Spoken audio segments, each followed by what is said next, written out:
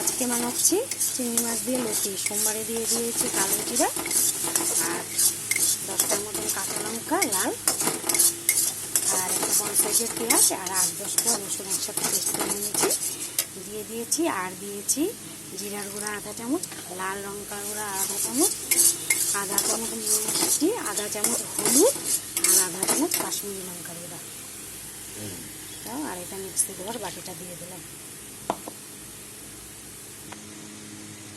মশলা আমার কষানো হয়ে গেছে।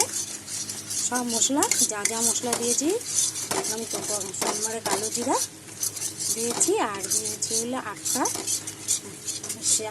10টা এরকমই হবে লাল কাঁচা লঙ্কা আর হলো 5-7-8টা রসুন আর একটা বড় সাইজের পেঁয়াজ, সব একসাথে মিক্সিতে পেস্ট করে দিয়েছি। আর আধা চামচ ঝাল লঙ্কার গুঁড়া, আধা চামচ কাশ্মীরি লঙ্কার গুঁড়া, আধা চামচ জিরের গুঁড়া আর আধা চামচ হলদি আর আধা চামচ সে চিনি, সব আধা চামচ করে দিয়েছি। আমার এখন সব কিছু কষানো হয়ে গেছে।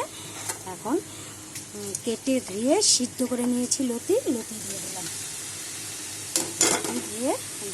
কেটে ধুয়ে জল দিয়ে অল্প ভাপিয়ে নিয়েছিলাম।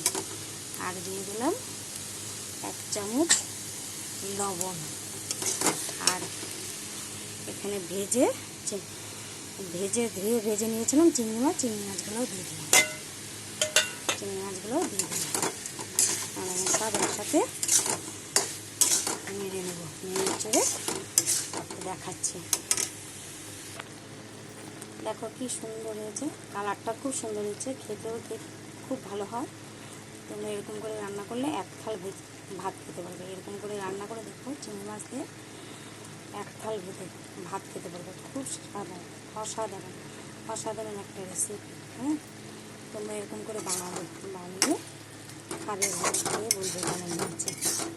হ্যাঁ, লাইক করবে, কমেন্ট করবে, শেয়ার করবে, সাবস্ক্রাইব করে পাশে থাকবে। Thank you.